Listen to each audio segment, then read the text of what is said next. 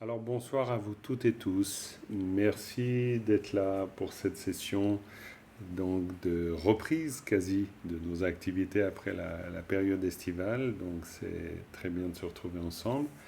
On va continuer à explorer la pratique du calme mental, évidemment, c'est ce qu'on a de mieux à faire, en tout cas dans ce contexte, à ce moment-là.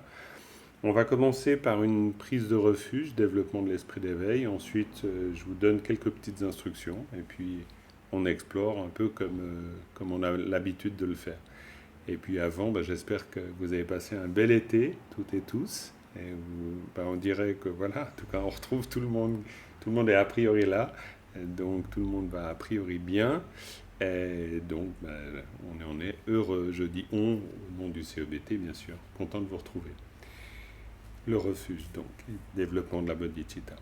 O sangye chodan tsoge chonam la chanchum parato dane chalsoy tage jen tsoge pe sanam ge drola pen sangye drom barai sho sem chen tam che de va tang de ve jo tang dan barai jo Dongal da dongal ge jo dang do ra ju dongal me be de wa dam pa dang men do ra ju nye rin ja dan nye dan dal ve dong cham bo la na ba ra ju ji pa len ca e la ma ren ba je da ge je wa ra be me de ju 가든 전부가 내제선데 고선도 경어롬절도 On prend juste un instant pour intégrer le sens du refuge. On peut imaginer le Bouddha en face de soi, présence lumineuse qui nous regarde, entouré de tous les Bouddhas et Bodhisattvas. On peut imaginer cette présence qui fond en lumière et cette lumière qui fond en nous, et on demeure dans l'indifférenciation.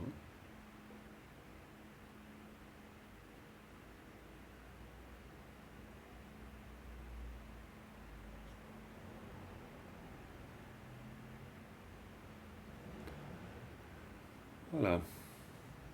Ça nous donne aussi l'occasion de replacer la bodhicitta, l'intention, se souvenir que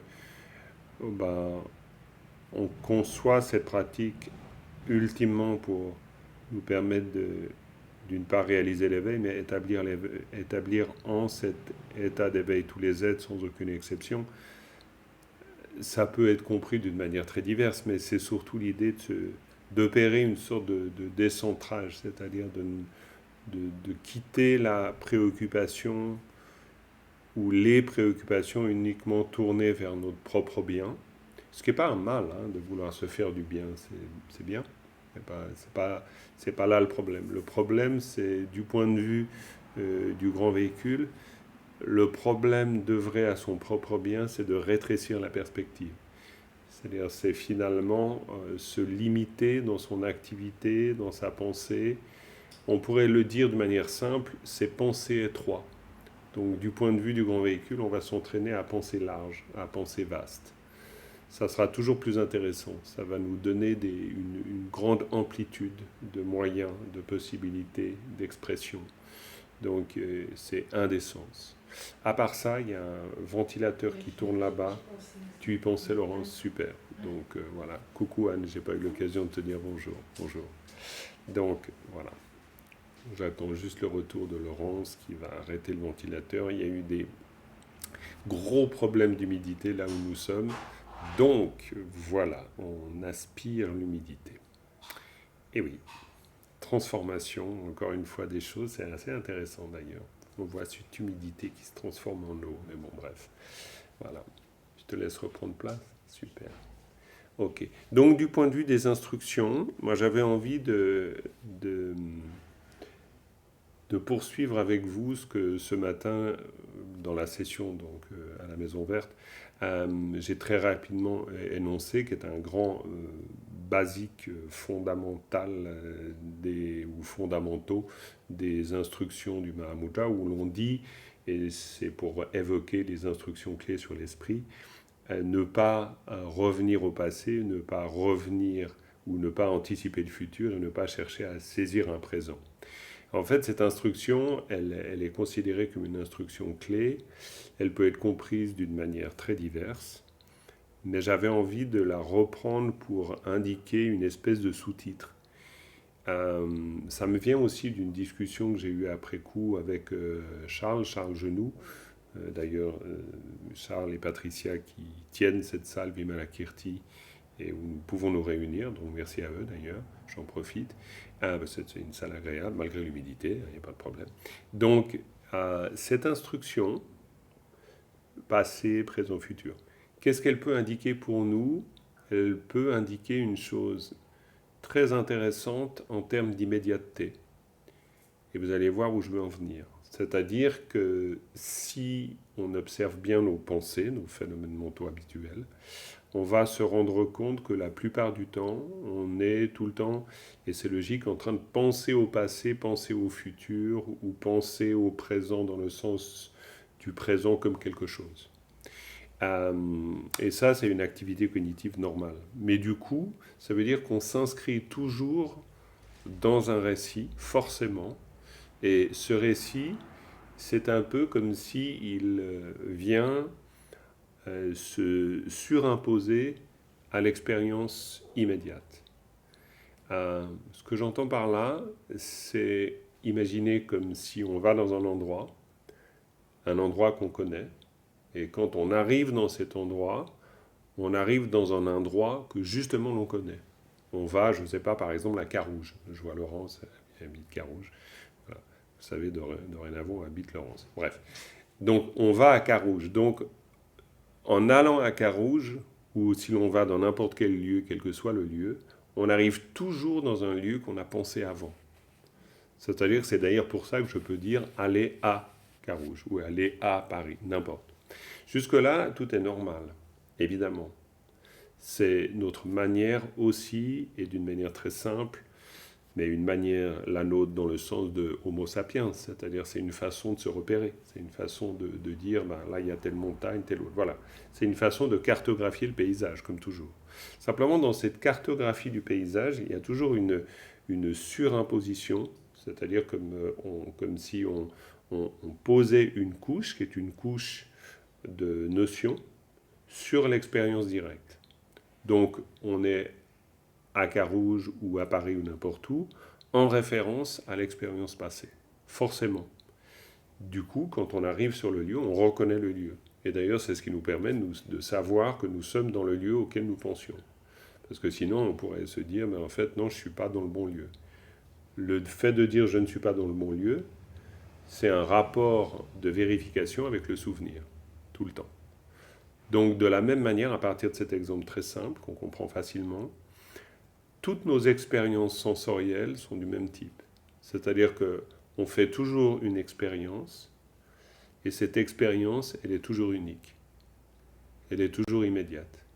Elle n'a jamais existé, avant de la vivre. Et de la même manière, c'est une grosse évidence. Simplement, c'est une évidence ébouriffante quand tout à coup on en prend conscience. Parce qu'en fait, à partir de là, il y a cette... Et c'est pour ça que j'évoquais cette discussion avec Charles Genoux. Il a évoqué à un moment donné dans la discussion un des grands penseurs de la physique quantique, mais bon, c'est égal que ça soit quantique ou pas, qui disait, c'est Schrödinger en l'occurrence, mais qui dit « on ne voit le monde qu'une seule fois ». Et cette phrase est extrêmement intéressante parce qu'évidemment, elle fait écho à cette notion d'instantanéité qu'on retrouve dans le bouddhisme. Et qu'est-ce que veut dire cela? Ça veut dire qu'en fait, on fait forcément toujours l'expérience du monde une seule fois. On ne peut jamais refaire 2 fois l'expérience, c'est pas possible. Alors, bien sûr que toute notre expérience empirique vient comme contredire ça. Parce qu'on dit, mais non, là par exemple, nous sommes, on est dans la reprise, hein, déjà. Donc on se retrouve. Donc ça veut dire qu'on est en train de reprendre le fil d'une histoire qu'on a déjà tissée, qu'on a déjà commencé à écrire. Donc on se retrouve ici dans cette salle Vimalakirti, donc ça veut dire qu'on se retrouve. On se retrouve dans un lieu. Alors évidemment, on n'a pas tort. C'est pour ça que d'ailleurs, on a réussi à venir ici, que vous avez réussi à utiliser les codes Zoom, etc. Donc tout ça sont des repères. Mais ces repères finissent par supplanter l'expérience directe qu'on est en train de faire. En fait, si vraiment on est dans l'expérience sensorielle et non pas cognitive, je vais y arriver, je vais préciser ça, et bien en fait, on est forcément pour la première fois ici. Et on est forcément pour la première fois dans cet instant. Parce que du point de vue de l'expérience, elle n'a jamais existé avant. Et ça, c'est complètement certain. Pourquoi c'est intéressant pour nous dans le cadre de la pratique du calme mental? Parce que dans le cadre de la pratique du calme mental, on n'est pas en train d'essayer de développer quelque chose en rapport à quelque chose auquel on aurait pensé avant. Typique, imaginons qu'on ait fait une expérience, méditative en l'occurrence, on peut vouloir méditer pour refaire l'expérience. Alors qu'en fait, l'intérêt pour nous, on pourrait dire comme éthique de la pratique, c'est de ne chercher à rien refaire. D'où cette instruction du Mahamudra, qui nous vient de cette tradition du Mahamudra, où on dit on ne revient pas dans le passé, on ne revient pas, on n'anticipe pas le futur, on ne cherche pas à saisir le présent. Cette phrase, elle peut être mieux comprise encore, quand on comprend qu'elle invite à une expérience de l'ordre de l'immédiateté. C'est-à-dire que l'expérience n'est jamais faite en référence à une autre. Elle est toujours ce qu'elle est. Et pour nous, c'est très intéressant. Parce que si elle est ce qu'elle est vraiment ce qu'elle est. Si, imaginez 2 secondes, nous sommes dans la réelle capacité de vivre l'expérience pour ce qu'elle est, elle n'est donc en référence à rien, elle ne peut donc être ni meilleure, moins bien. Impossible. Elle ne peut même pas être bonne, mauvaise. Pourquoi? Parce que bonne, mauvaise est forcément en référence à quelque chose. Elle ne peut être que vécue dans l'immédiateté, que vécue dans la vérité de l'expérience. Et cette vérité de l'expérience est forcément insaisissable.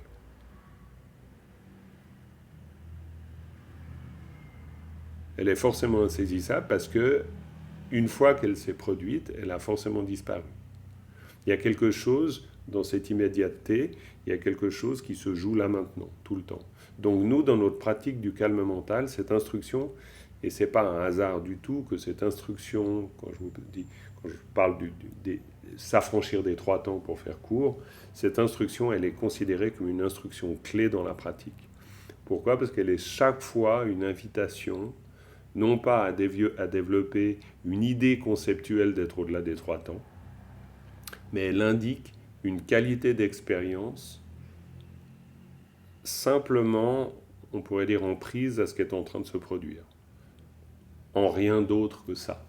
C'est-à-dire tout simplement, encore une fois, l'expérience qui se donne à elle-même. Du coup, ça veut dire aussi, d'une manière encore plus profonde, que nous ne sommes jamais hors du champ de l'expérience. Pourquoi? Parce que si on... D'habitude, en se plaçant dans les 3 temps, on est forcément l'expérimentateur ou expérimentatrice, quel que soit le nom, et il y a l'expérience. Mais en fait, on n'est pas dissocié de l'expérience. C'est impossible. Il ne peut pas y avoir une individualité, une personne, hors de cette expérience. Nous sommes l'expérience. On peut être que l'expérience. On ne peut pas être autre chose que l'expérience. Ce n'est pas possible. Alors que nous allons avoir tendance à penser que nous sommes quelqu'un qui expérimente quelque chose. Mais dans l'idée de quelqu'un qui expérimente quelque chose, ça veut dire qu'il y a une espèce de quelqu'un qui est transversal et qui est tout le temps présent et qui expérimente, on pourrait dire, d'une manière constante, une variété d'expériences. C'est toujours le même. Mais si on est en rapport à l'expérience, c'est jamais toujours le même vu qu'il est toujours indifférencié à l'expérience. Donc il n'y a pas quelqu'un qui passe d'un instant à l'autre. nous sommes l'instant qui passe d'un instant à l'autre. Nous ne sommes pas différents de l'instant qui est en train de se produire. Sinon, où pourrait-on exister? Où serions? Où pouvons-nous être, à part dans le moment qui est en train de se produire? C'est-à-dire, où peut se trouver notre personne, à part là maintenant? Elle est toujours là maintenant. Mais elle n'est jamais dans l'instant. Avant, il n'a pas encore existé. Donc, d'une manière réelle, ce n'est pas une manière imaginaire. D'une manière réelle, on n'est que maintenant. Mais nous-mêmes, nous sommes que maintenant. L'expérience est que maintenant. Mais l'expérience de nous-mêmes, c'est que maintenant. Alors que nous, on est persuadés, dans l'idée fausse d'ailleurs, d'une répétition, qu'on est encore le même dans 10 minutes. Alors que, évidemment pas, vu que dans 10 minutes, c'est une autre expérience. Dans l'instant d'après, c'est une autre expérience. Bref, après, peut-être, après on comprend ou pas, et puis ça ne veut pas dire que je comprends, vous ne comprenez pas non plus. C'est pas ça l'idée. Après, il ne faut pas que ça devienne trop compliqué, on ne va pas se faire des nœuds dans le cerveau. Le but, c'est simplement de faire que la pratique méditative nous permette d'être juste en contact avec ce qui est en train de se produire, simplement. Mais vraiment simplement. C'est-à-dire que toute notre pratique, cette qualité d'attention, cette qualité de présence à l'instant, c'est simplement pour être là, parce qu'on ne peut pas faire autrement que d'être là à l'instant même où cela se produit. Et cela se produit à chaque instant. Cela, j'en sais rien, mais cela, forcément. C'est-à-dire l'expérience qui est donnée à vivre. Et nous ne sommes pas différents de cette expérience. Donc ça veut dire qu'on... Pourquoi je vous dis tout ça? Je vous dis tout ça parce ça peut nous inspirer à méditer d'une manière différente. Pas être quelqu'un qui médite, mais être simplement l'expérience en train de se faire. Donc je ne suis pas en train de méditer. J'existe à cet instant tel que c'est, sans rien d'autre. Rien. Il y a rien à conserver, à saisir, à manipuler. Strictement rien. Donc du coup, la présence attentive à cette expérience, elle peut être complète. Parce que je ne peux rien faire d'autre que d'être totalement cette expérience, en fait. Même la distraction, elle est dans l'instantanéité. Même l'absence de présence, elle est dans l'instantanéité. Il n'y a rien qui n'est plus la pratique, en fait.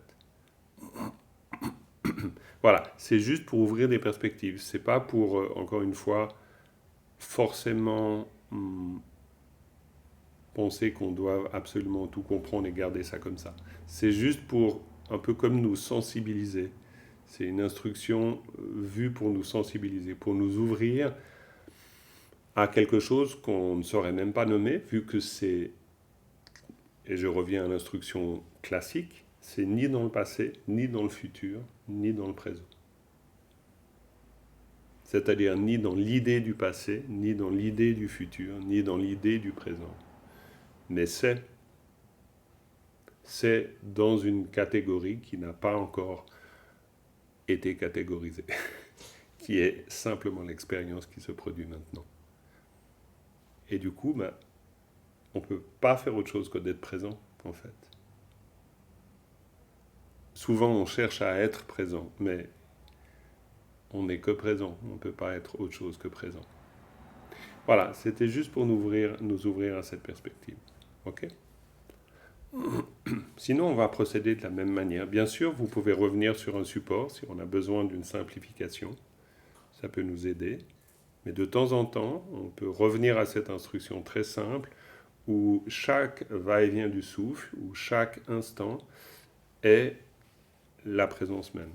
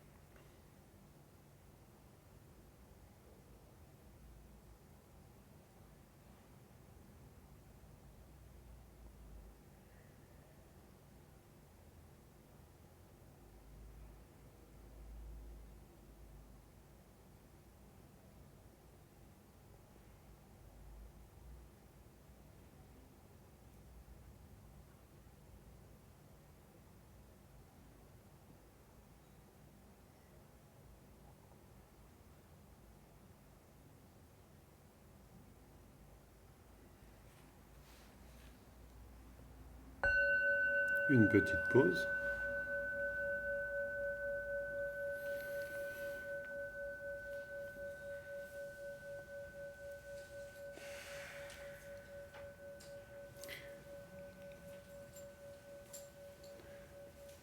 Dans cet exercice, il y a une chose qui est importante de se souvenir, ensuite on peut l'expérimenter petit à petit, c'est de se rendre compte que les consciences sensorielles, les 5 sens, ne sont jamais conceptuels.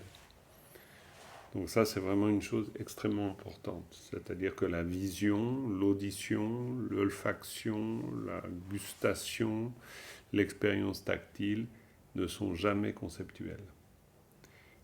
L'Abhidharma nous l'apprend, mais l'expérience nous l'apprend. C'est pour ça que Djangong Kongtrul va nous parler du surgissement de l'expérience comme du premier moment possible de réalisation. Pourquoi ? Parce qu'il y a quelque chose dans l'expérience sensorielle qui est toujours, on pourrait dire, libre de tout rajout conceptuel. Il n'y a que l'intervention de la conscience mentale qui va rajouter quelque chose à l'expérience. Alors, ça ne veut pas dire que quand on ressent, l'on fait forcément une expérience de libération immédiate. Ça ne veut pas du tout dire ça. Ça veut dire que l'expérience qui consiste à ressentir est une possibilité de libération immédiate. Pourquoi ? Parce qu'il y a quelque chose dans l'expérience qui est fondamentalement simple, fondamentalement dénué de toute surimposition d'une valeur quelconque, d'une saisie quelconque, etc. C'est-à-dire qu'en fait, cette expérience est toujours l'expérience de la conscience. C'est jamais l'expérience de quelque chose. Ça devient l'expérience de quelque chose quand c'est une expérience mentale. Par exemple, j'expérimente un son dès lors où je vois une fleur. Dès que je vois une fleur, c'est forcément une expérience mentale dans le sens où c'est moi qui vois un objet. Mais le fait de voir est immédiat. Il n'y a pas de dualité à l'intérieur, on pourrait dire, de cette expérience. Au sein de cette expérience, c'est une expérience qui se donne à elle-même. Ça, le Dharma nous l'enseigne, mais l'expérience aussi nous l'enseigne. C'est-à-dire qu'on se rend très bien compte. Regardez, ou regardons, parce que c'est pas regarder, moi je suis pareil que vous, regardons notre esprit, là par exemple quand on médite, au moment d'une distraction. Au moment d'une distraction, observons, nous tous, observons que la distraction se construit toujours comme un discours, tout le temps. Il ne peut pas y avoir de distraction hors d'un discours construit. On réalise d'ailleurs en général la distraction parce que tout à coup on se rend compte qu'on est en train de cogiter, de penser, n'importe. On a été distrait par une histoire. Donc on est dans un rapport mental. Ça, c'est le propre de la conscience mentale qui va partir dans tout ce qui la constitue, c'est-à-dire ses souvenirs, ses notions, ses identités, etc., ses appropriations, etc. Donc toute cette histoire, entre guillemets, ce récit, cette narration, elle est toujours extraordinairement construite. Elle n'est jamais neutre. Elle est une foule, une foule d'éléments qui se rassemblent pour constituer une histoire, tout le temps. Donc en fait, quand on n'est pas conscient de ça, on est parti dans l'histoire. Mais dès qu'on est conscient de cela, on sort de l'histoire. En fait, si, imaginons, il n'y avait que le premier instant de l'histoire, ce premier instant de l'histoire ne serait vécu que comme un premier instant, suivi d'aucun autre, vu qu'on serait que dans l'expérience de ce premier instant, dans l'expérience de l'instantanéité. Donc, de la même manière, l'expérience sensorielle, elle est toujours suivie d'une autre expérience sensorielle. Mais on peut très bien la faire suivre d'une idée qui se construit à partir de l'expérience sensorielle. Donc, notre, entre guillemets, travail, c'est-à-dire l'approche méditative, consiste à être là, en fait, simplement. C'est-à-dire là, dans le surgissement de l'expérience, au moment où elle surgit. Non pas dans la narration. C'est un peu comme si par notre pratique, on se dégage de la narration pour rester simplement dans l'expérience, quelle qu'elle soit. Ça ne veut pas dire qu'il ne faut pas être jamais dans le récit, Le récit, il est extraordinairement intéressant vu qu'il révèle la manière dont on le construit. Donc il est fantastique. Mais dans l'expérience méditative, si on cultivait le récit, on passe à côté de l'expérience, forcément. C'est simplement, rappelons-nous qu'on fait des exercices spirituels. Alors, la pratique méditative est un exercice spirituel, ce n'est pas une fin en soi. C'est un exercice. On se met dans un petit laboratoire où on expérimente la réalité d'une manière immédiate. Non pas d'une manière à médier, comme un média, qui serait le récit. On est dans un laboratoire de l'immédiateté de l'expérience, quelle qu'elle soit. C'est pour ça que c'est troublant, parce que finalement, on peut perdre l'histoire du soi, l'histoire du je, dans cette immédiateté. On se retrouve, entre guillemets, c'est une manière de dire, mais on se retrouve toujours que dans notre récit. Là, dans l'expérience, on peut même, ça peut même être assez ébouriffant, parce que le personnage peut avoir disparu, vu qu'il n'y a que l'expérience. Disons. Ça ne veut pas dire qu'il y a forcément que l'expérience. En général, il y a beaucoup, la prégnance du personnage est forte, mais il y a la possibilité de l'expérience. Oui, Anne? Ça me rappelle que la Martinson, il parlait de la fraîcheur. Oui, la fraîcheur. Tout à fait, la fraîcheur. Complètement. C'est tout le temps frais. Et d'ailleurs, c'est très juste ce que tu dis. Je me rappelle ce printemps, je traduisais pour Shabdrung Rinpoche. Il a donné une conférence sur comment vivre le Dharma au quotidien. Et en fait, il disait, chaque jour, on est complètement neuf. Et en fait, c'est vrai. C'est pour ça qu'au début de cette soirée, je vous partageais avec vous cet échange avec Charles sur cette fameuse phrase de Schrödinger qui dit, en fait, on ne voit le monde qu'une fois, parce qu'on ne peut jamais le voir deux fois. On n'est toujours que dans l'expérience du monde. On n'a jamais vu qu'une fois. Voilà, on ne peut pas l'avoir vu deux fois. Il est toujours complètement neuf, le monde. Alors, oui, hein, oui, Agathe, est-ce que... Quand je trouve que c'est plus facile avec une expérience peut-être tactile ou gustative que visuelle. C'est très difficile pour moi de voir le Bouddha ou l'écharpe jaune sans me dire c'est une écharpe. Ah ben c'est sûr, c'est très difficile. Déjà la couleur elle est déjà, déjà marquée. Oui, complètement. Enfin, je me disais, on ne sait plus voir les couleurs comme sans dire c'est bien beau, sûr, bien sûr. Je ne sais pas si vous avez entendu, parce que c'est une histoire de micro. Un jour, on aura 2 micros, ce sera génial. Non, c'est simplement Agathe qui rappelle le fait que c'est extrêmement difficile avec les expériences visuelles, parce que en disant, quand on voit une couleur ou la statue du Bouddha, je suis déjà en train de penser que je vois la statue du Bouddha. Non, mais c'est tout à fait vrai. Et c'est sûr que c'est très compliqué pour nous.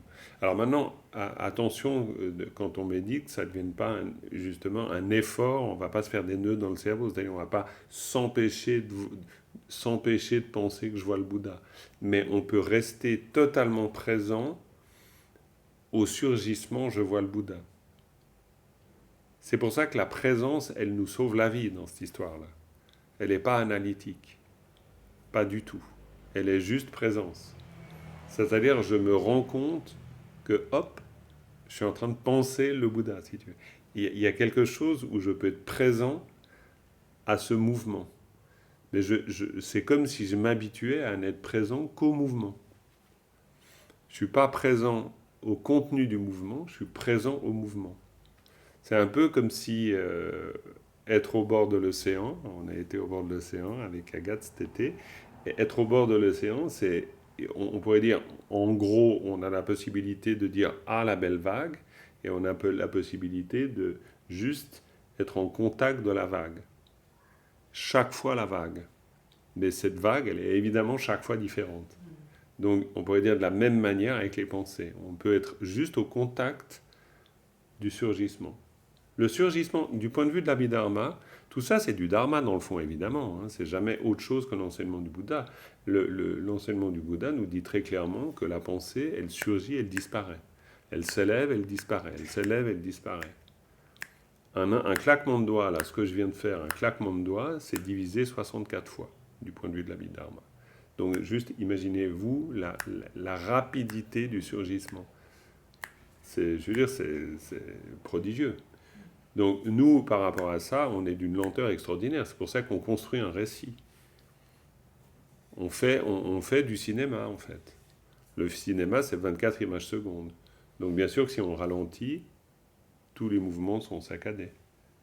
Là, en plus, ils ne sont pas saccadés. Mais genre, on crée, on lisse. C'est nous qui lissons l'image d'une image à l'autre, d'une pensée à l'autre. Mais en fait, la pensée, c'est-à-dire la pensée dans le sens de mouvement de l'esprit, il surgit dans l'instant, tout le temps. Donc, quand on parle de qualité de présence, c'est pas présence à quelque chose, c'est présence dans le sens, nous sommes non même pas présents au surgissement, on est le surgissement. Juste, c'est là, on est dans cette expérience-là.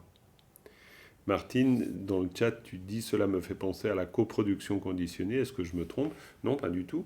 Parce qu'en fait, la coproduction conditionnée, c'est toujours un surgissement qui vient de cause et condition.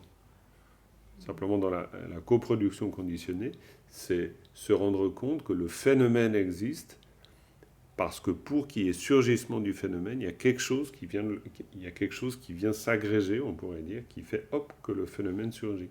Mais c'est pour ça que si on est complètement présent au surgissement, l'objet n'est pas saisissable, évidemment, parce qu'il n'y a rien qu'on puisse saisir. De la même manière, une vague, on ne peut pas attraper une vague, on n'arrivera jamais à attraper une vague. Si on arrive à attraper une vague, c'est une flaque dans un baquet. C'est plus une vague. Pour qu'elle soit vague, elle peut être que dans le mouvement. On ne peut pas imaginer une vague hors du mouvement. C'est pas possible. C'est strictement impossible. Sinon, c'est une flaque dans un baquet. Alors qu'il n'y a pas de vague. Donc, c'est pour ça que le but, c'est pas d'arrêter les pensées. Le but, c'est juste d'être en phase avec le mouvement, dans l'observation du mouvement. On ne crée pas quelque chose, hein. On n'arrête pas le mouvement. Si on arrête le mouvement, c'est une vague dans un baquet. Il ne se passe rien. C'est pas intéressant comme expérience. Quoi, si, tout est intéressant, mais disons, là, ici, c'est juste, voilà, une qualité de présence à ce qui se produit, on pourrait dire. Comme sentir ce qui se produit. C'est même pas observer ce qui se produit, c'est juste être cela qui se produit.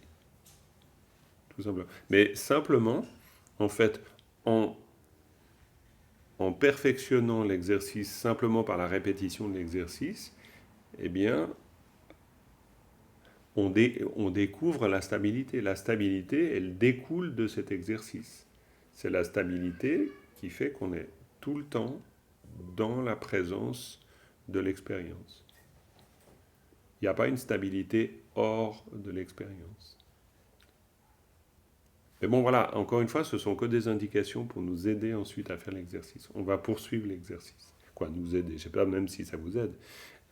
L'intention est là, mais disons qu'après... mais c'est plutôt une invitation. C'est chaque fois une invitation.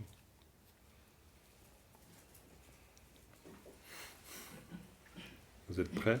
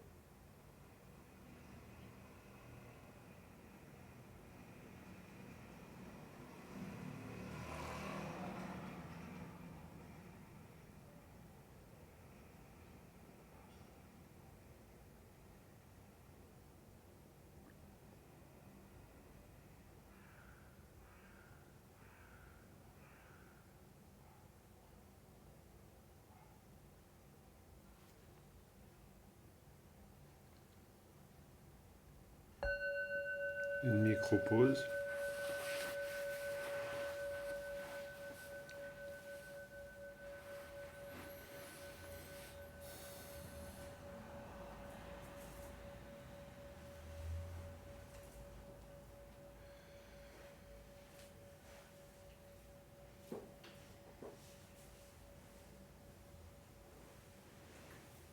Une suggestion pour la vie de tous les jours.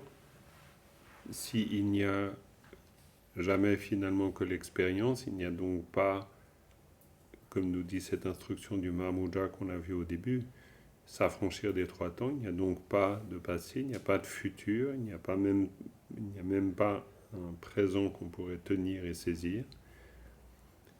Donc suggestion pour la vie courante, c'est juste de temps en temps se dire c'est cela, tout simplement. C'est-à-dire que l'instant vécu est celui-là.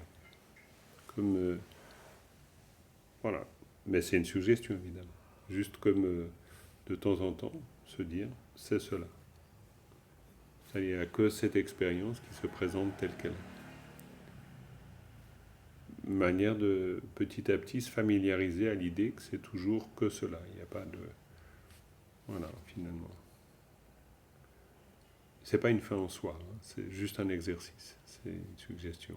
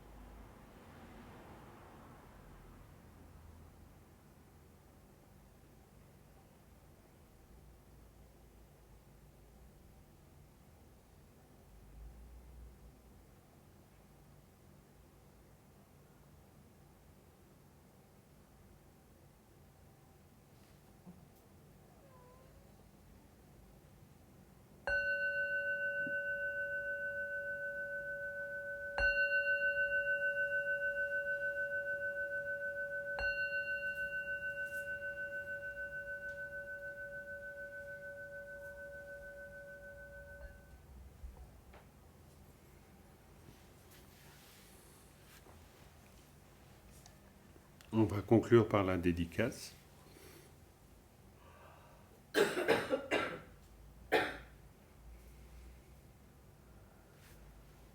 Sonam diye tam cezim pane tum ne nye pedanam bam jene ke gana che balab to paye se bezol to adorai. Et on se donne un court instant pour intégrer le sens de cette dédicace.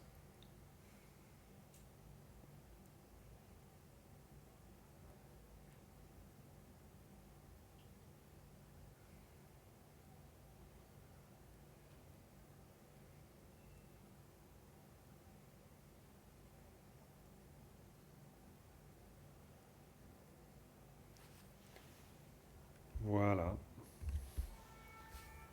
Alors, la prochaine fois, c'est mercredi. Nous nous retrouvons à 18h30 et puis l'enseignement à 19h30. Et ce sera en présentiel, en fait, parce que je pensais devoir accompagner Agathe à Zurich et ben finalement pas. Donc, c'est très bien. Donc, nous sommes là. A priori pas, donc nous sommes là, à moins que tout change encore une fois. Donc voilà, ce qui est toujours possible, hein, on sait bien comment va la vie. Et donc voilà, on se retrouve donc mercredi 18h30 et mercredi 19h30. Chenrezi à 18h30 et l'enseignement à 19h30. Et pour nous, excusez-moi, et pour nous dans la vie courante, eh bien de temps en temps, juste se souvenir que c'est ça. Vraiment, comme une espèce de rappel très très neutre que, ben voilà, il n'y a pas vraiment avant, après, il y a juste maintenant, il y a ce qui se présente là maintenant. Excusez-moi. Comme un rappel en entraînement à cette, on pourrait dire, présence de l'instant. Dans toute la littérature du Mahamudra, d'ailleurs on en parlait avec Charles, je vous ai dit que j'en parlais, voilà, bref, c'est un interlocuteur, il y a dans ces textes classiques ce terme de Tatawa Gishepa. Et Tatawa Gishepa, ça veut dire, ça pourrait se traduire la conscience du maintenant, la conscience de l'instant. C'est ça. Alors en tibétain, Tatawa Gishepa. Shepa, c'est le fait de connaître. Tatawa, ça veut dire maintenant. Mais attention, parce qu'on pourrait très vite se dire être dans l'instant. Être dans l'instant, c'est être encore dans quelque chose. Il n'y a pas l'idée d'être dans quelque chose. Il y a juste ce qui se présente là maintenant. On peut très bien être présent au fait qu'on est présent à rien du tout. C'est aussi une présence. Sinon, on se dit, oula, il faut que je sois dans l'instant. Non, on est de toute façon dans l'instant, même si on n'y est pas. Ce qui se présente, se présente. C'est pour ça que c'est plutôt, c'est cela. C'est ce qui se présente. Bref, c'est juste pour voir comment après, on peut trouver des rappels dans la vie quotidienne pour justement se familiariser à cette qualité de présence. C'est Chung. Oui, c'est Chung, c'est le fameux Chung de la Matenzang, c'est-à-dire c'est, boum, ça se produit. Parce que souvent, je lui demandais comment ça s'est passé votre voyage ici ou là, puis il me disait Chung. Et Chung, ça veut dire ça s'est passé. C'était souvent sa première réponse. Chung. Et sa fameuse formule, mais vraiment qu'il a tout le temps dit, c'était Kare Chung na Chung. Et Kare Chung na Chung, c'est il se passe ce qui se passe. Quoi qu'il se passe, ça se passe. Et c'est très intéressant parce qu'en fait, il y a quelque chose de très profond dans cette... C'est pas juste une... Évidemment, au départ, c'est une formule, mais c'est vraiment une invitation à vivre l'expérience telle qu'elle est, telle qu'elle se présente. Voilà. Merci beaucoup d'avoir été là, comme toujours, d'être présent en présentiel et par Zoom. Et à bientôt. Voilà, bonne soirée. À bientôt. Merci à vous.